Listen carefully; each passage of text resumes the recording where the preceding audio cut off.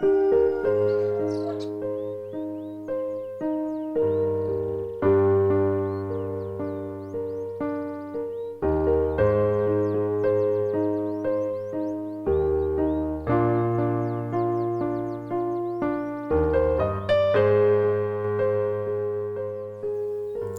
be like Jesus, God gives grace to those who believe His word.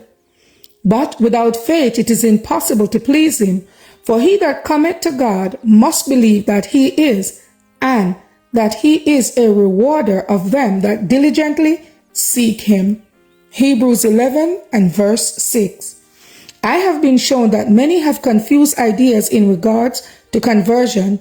They have often heard the words repeated from the pulpit, "Ye must be born again. You must have a new heart." These expressions have perplexed them. They could not comprehend the plan of salvation. Many have stumbled to ruin because of the erroneous doctrines taught by some ministers concerning the change that take place at conversion. Some have lived in sadness for years, waiting for some marked evidence that they were accepted by God. They have separated themselves in large measures from the world and find pleasure in associating with the people of God. Yet they dare not profess Christ because they fear it would be presumption to say that they are children of God. They are waiting for that peculiar change that they have been led to believe is connected with conversion. After a time, some of these do receive evidence of their acceptance with God and are then led to identify themselves with His people, and they date their conversion from this time. But I have been shown that they were adopted into the family of God before that time.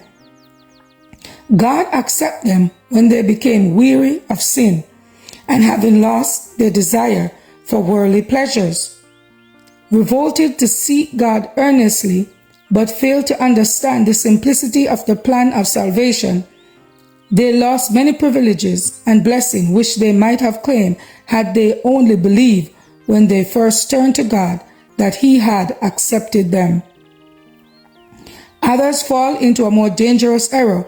They are governed by impulse, their sympathies are stirred, and they regard this flight of feeling as an evidence that they are accepted by God and are converted. But the principles of their lives are not changed. The evidence of a genuine work of grace on the heart are to be found not in feeling, but in the life. By their fruits, Christ declared, "Ye shall know them." The work of grace upon the heart is not an instantaneous work. It is effected by continuous, daily watching and believing the promises of God. The repentant, believing ones who cherish faith and earnestly desire the renewed grace of Christ, God will not turn away empty.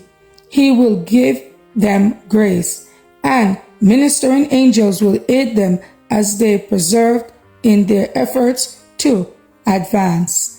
To be like Jesus, September 13th. As for me and my house, we will serve the Lord. Thank you all for listening, and please join us once again tomorrow for your daily devotional reading. God bless.